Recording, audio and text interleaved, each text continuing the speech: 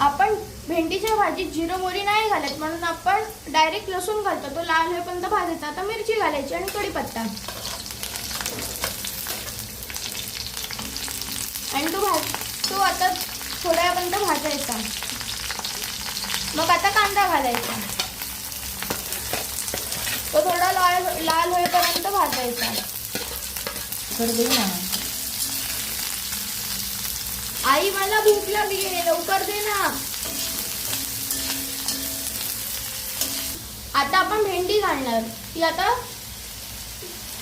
मस्तपैकी फ्राय करणार. भुके सुचत नाहीये का रे? सुचतंय. आता हा आगळ घालायचा. आपण आता हा आगळ घालायचा. जर आगळ नसेल तर लिंबू घालायचं, लिंबू नसेल तर कोकम घालायचं. याने काय होतं, भाजी बुळबुळीत नाही होत.